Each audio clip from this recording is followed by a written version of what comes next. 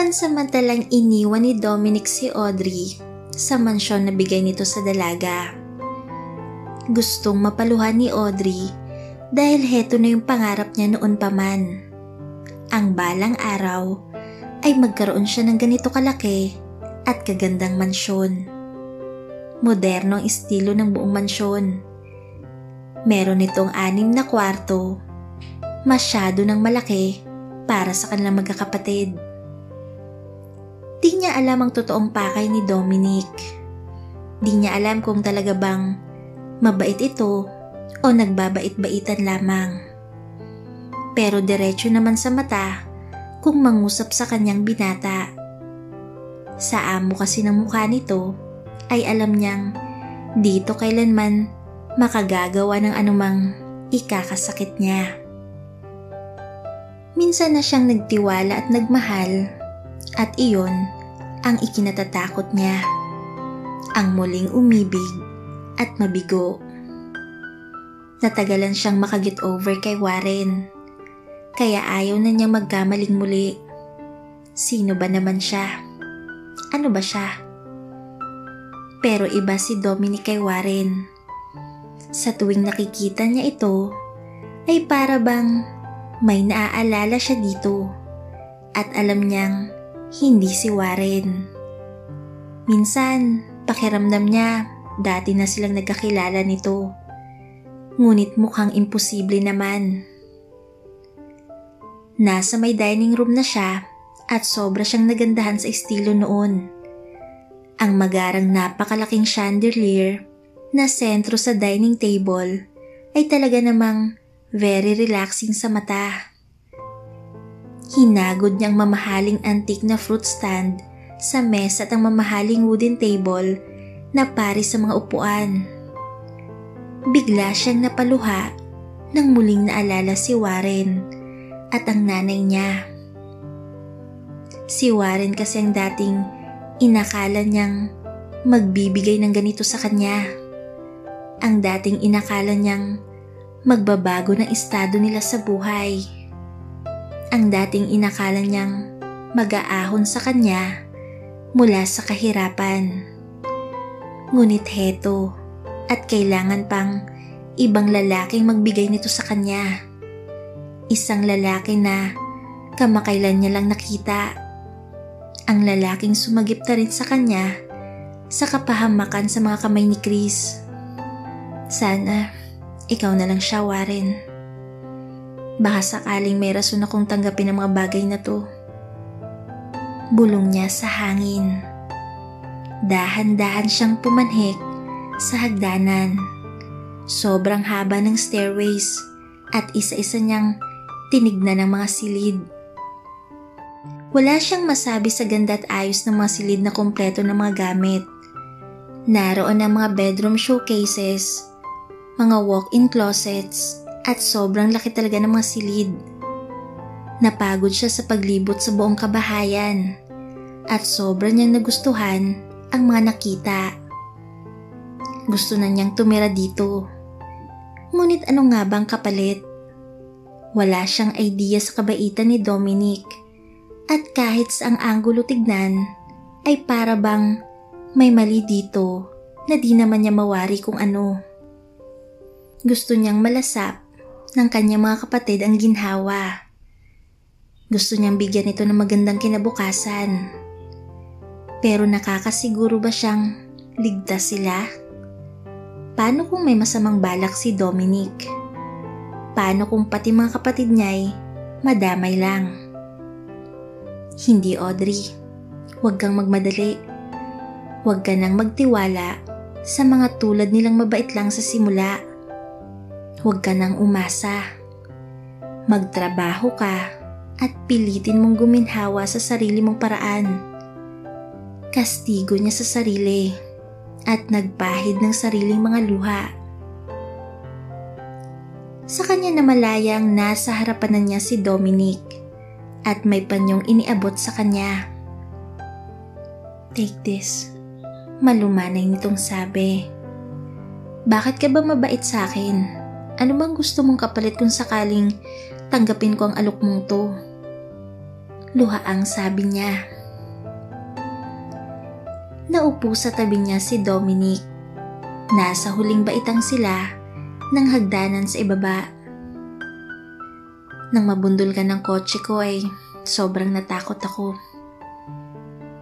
Natakot ako dahil alam kong di maibabalik ng sorry ko kapag napuruhan kita.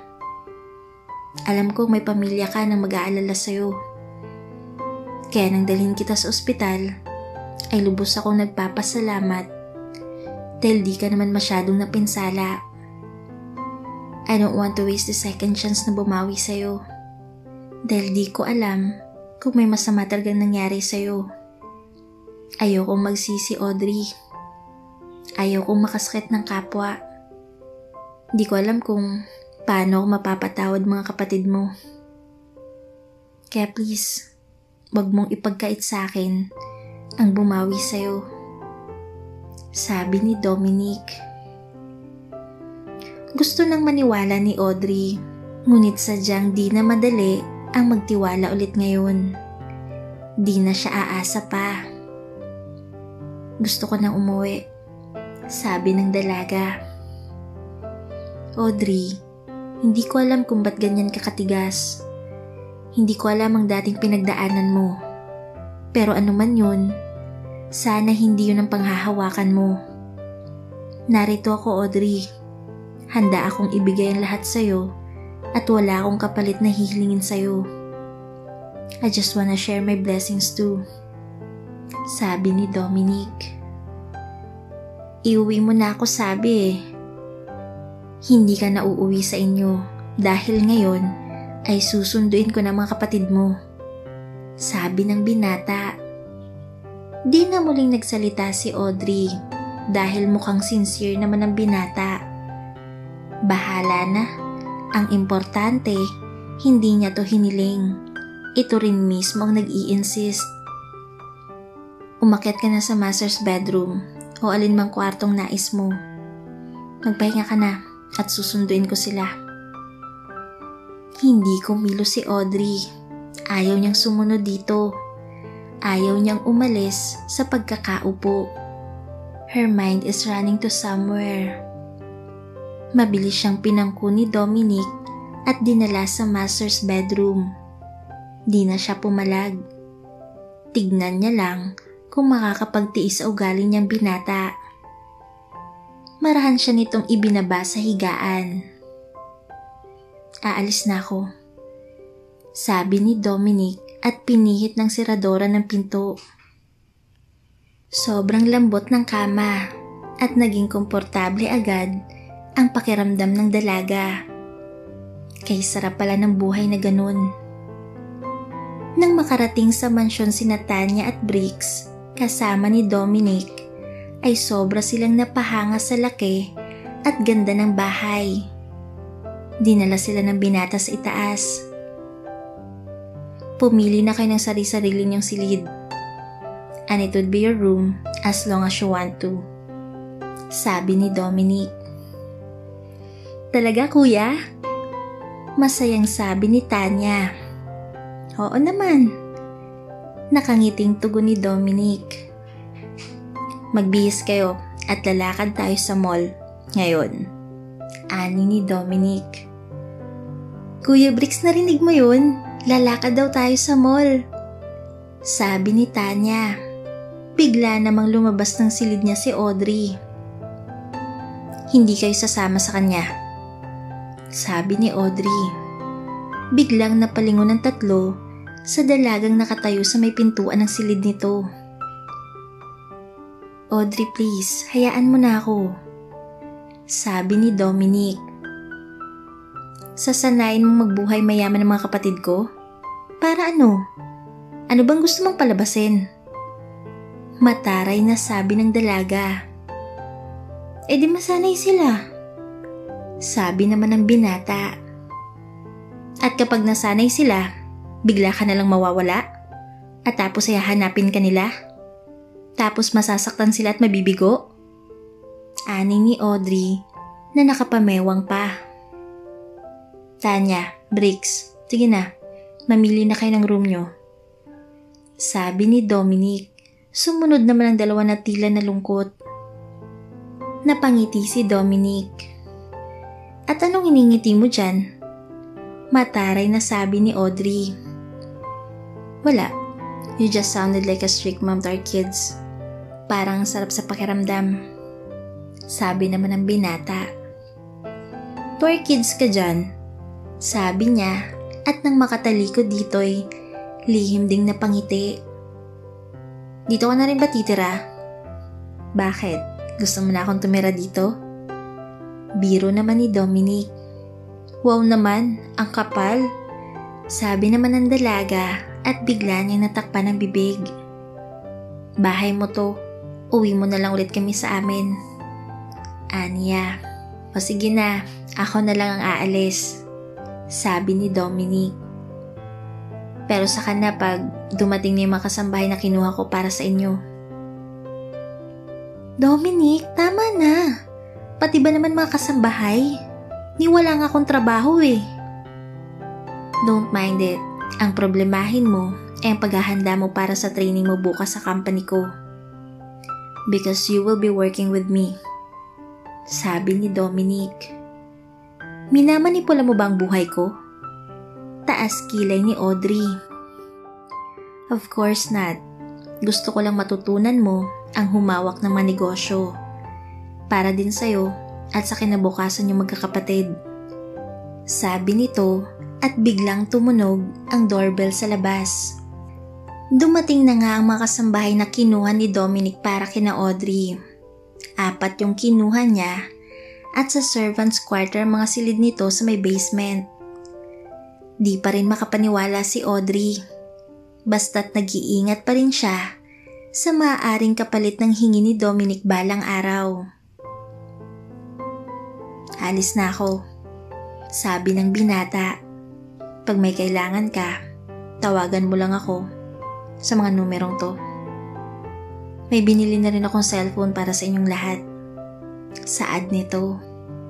Mukhang alam na nito ang lahat ng mga kailangan nila. Parang sa may Boy Scout ang ugali nito. Laging handa. Sinilip ni Audrey sa bintana ang paalis na kotse ni Dominic.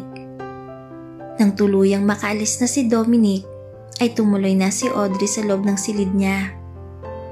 Di pa rin siya makapaniwalang dumating sa buhay nila si Dominic at pinalasap sa kanila ang buhay na noon pa nais niyang matamasa. Kung sino man si Dominic ay saka na niya aalamin. Ang importante ngayon ay ang maramdaman ni Tanya at Briggs ang ginhawa. Marahil sadyang iba nga to kay Warren. Bahala na kung ano pang susunod na mangyayari. Bahala na kung nais man siyang pakasalan ni Dominic. She will grab the opportunity. At least, binata din yun. Kinabukasan ay maagang sinundo ni Dominic si Audrey. Sakto ding napaaga ng gising ang dalaga. Inaya pa niyang mag-almusal si Dominic. Bagamat naninibago ang binata sa biglang paglambot ng ugali ni Audrey, ay natutuwa din naman siya. 3 buwan ang nakalipas. Madaling natutunan ni Audrey ang pagpapatakbo ng negosyo at tulad ng inaasahan ay sobra na silang close ni Dominic. May dalang 3 rosas si Dominic nang sunduin niya si Audrey sa opisina at ang mga empleyado niya ay may hawak na balloons. Oh, Dom, napaaga ka yata. Ani ni Audrey. Namimiss kasi kita. Sabay abot ng rosas sa dalaga. Sabay luhod dito. Aba, at anong drama yan? Nakangiting sabi ni Audrey. Dinukot ni Dominic ang maliit na kahon ng isang diamond ring sa bulsa. Will you be Mrs. Dominic de la Riva? Please? Seryosong sabi nito. Natuwa si Audrey. Oo, at minahal na rin naman niya ang binata. Bakit hindi? Oo naman, Dom.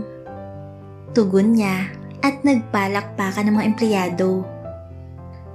Halos imbitado ang buong San Isidro sa ingranding kasalan ni na Dominic at Audrey. After ng grand wedding ay tumulak sila papuntang Italy para sa kanilang honeymoon. They check in sa luxury hotel sa isang pinaka first class na suite. Dinner date muna ang mag-asawa, tapos nang pumasok sila sa silid ng hotel ay nag-toast pa sila ng kupitan ng mga alak. And Dominic has started to kiss his wife in such a gently way, yet romantically. Dahan-dahang inihiga ni Dom si Audrey sa kama, and he was careful enough to undress her. Feeling niya, siya ng pinakamaswerteng lalaki nang makitang kahugdan ni Audrey. Pinaligaya niya ito at excited si Dom para angkinin ng buo si Audrey. Naghinay-hinay siya nang papasukin na sana niya si Audrey. Ngunit napag-alaman niyang hindi na pala ito birhen. He feel disappointed. His wife has never told him anything about her past. Tinignan niya ng maigi ang mukha ng nakapikit na si Audrey habang ang mga kamay nito'y nasa likod niyang naghahagod. Dom, disappointed ka ba? Napaluhang sabi ni Audrey nang makitang natigil lang sa ibabaw niya si Dominic. Ayaw ni Dominic na makitang umiiyak si Audrey. So he kissed those tears away and he continued making love with her. Pareho naman silang nakontento at masayang pinagsaluhan ang tawag ng kanilang mga laman. Naunang nakatulog si Audrey at nakatingin lang sa puting kisame si Dominic at paminsan-minsay tinitignan ng tulog na asawa. I love you, Audrey. The whole you. Kahit hindi ako nauna sa'yo. Pero sana, di mo nalang sasabihin sa akin kung sino man siya. Dahil baka makalimot ako't mapatay ko siya. Bulong ng isip ni Dominic at niyakap ang tulog na asawa. Lumipas pang ilang buwan. Sa Maynila na nanirahan sina Dom at Audrey. Kasama syempre sina Tanya at Briggs. Mas malaki ang mansyon nito sa Maynila. Naging abala sa paglilinis ang lahat ng mga kasambahay. At nang mapansin yon na kararating lang na si Audrey mula sa opisina. Manang, abala po yata kayong lata. Puna niya. Kasi po ma'am, parating na sa makalawang kaisa-isang kapatid ni Sir Dom. Tugon ng Manang. Yung sinasabi niyang nakatira sa Canada?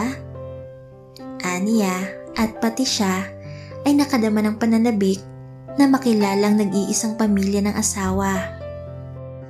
Liliban ho ako sa work ko bukas at ako ang magluluto para sa bayaw ko. Anyang nakangiti.